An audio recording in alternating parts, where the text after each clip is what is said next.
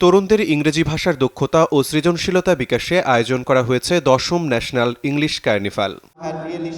এই কার্নিভালে ছিল 19টি ভিন্নধর্মী segment, English Olympiad, Scrabble, quiz, বক্তৃতা, গল্প লেখা আর স্পেল মাস্টার সহ নানা প্রতিযোগিতায় মুখর ছিল পুরো আয়োজন।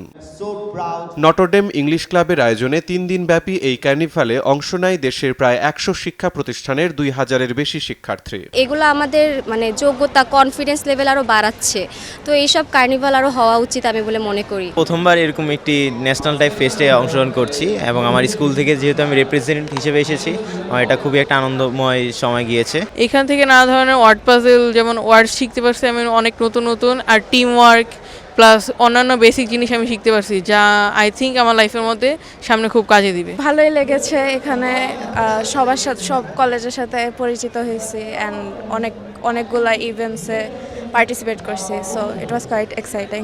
ইট was a great experience of course, and যেহেতু ন্যাশনাল ইভেন্ট, তো আমার মনে হয় আমি অনেকের সাথে দেখা করেছি, অনেকগুলো বিভিন্ন ইভেন্টস দেখেছি, পার্টিসিপেট করেছি, তো আই থিঙ্ক এটা আমার একটা গ্রেট এক্সপিরিয়েন্স অফকোর্স ছিল। গত বছরও আসছিলাম এখানে 9th NDEC যেটা ছিল, গত বছর তুলনায় এবারের ম্যাসিভ ইমপ্রুভমেন্ট। গত বছরের ম্যানেজমেন্ট খুব ভালো ছিল, এবারের ম্যানেজমেন্ট আগের থেকেও ভালো। প্রোগ্রামটা by far the most exciting programme আমার লাইফে গিয়েছিল।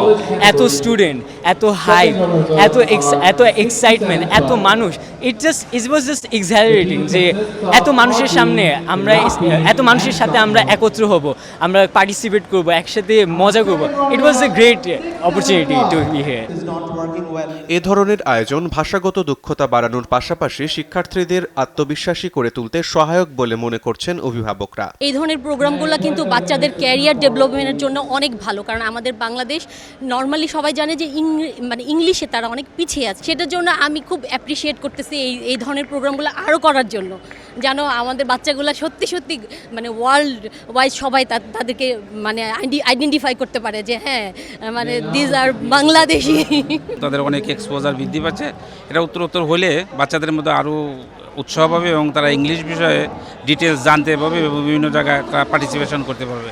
এটা তাদের পরবর্তী জবে এবং অন্যান্য ভবিষ্যতে অন্যান্য জীবনের জন্য এটা অত্যন্ত গুরুত্বপূর্ণ বলে আমি মনে করি। হ্যাঁ, বিশেষ করে যে ওদের যে কুইজটা থাকে, তারপর উপস্থিত বক্তৃতাটা যেটা থাকে, এটা তো খুবই ভালো বাচ্চাদের জন্য।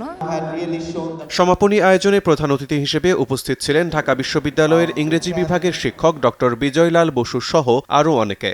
10মবারের মতো এই আয়োজন করতে পেরে সন্তুষ্ট আয়োজকরাও। ইংলিশ ল্যাঙ্গুয়েজ রিলেটেড যত ক্লাবস আছে বাংলাদেশে, তার মধ্যে নটরডেম ইংলিশ ক্লাব বেশ প্রমিনেন্ট এবং এটার একটা অনেক লম্বা লিগেসি আছে, এটার অনেক বড় একটা হেরিটেজ আছে।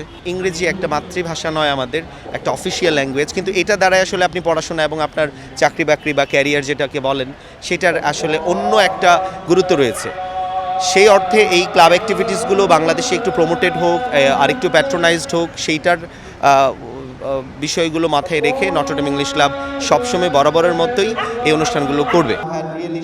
শনিবার বিজয়ীদের মধ্যে পুরস্কার বিতরণের মধ্য দিয়ে শেষ হয় এই আয়োজন। অর্জনের হাসি আর উচ্ছ্বাসে ভরে ওঠে পুরো মিলনায়তন। শিমুল হোসেন, সময় সংবাদ, ঢাকা।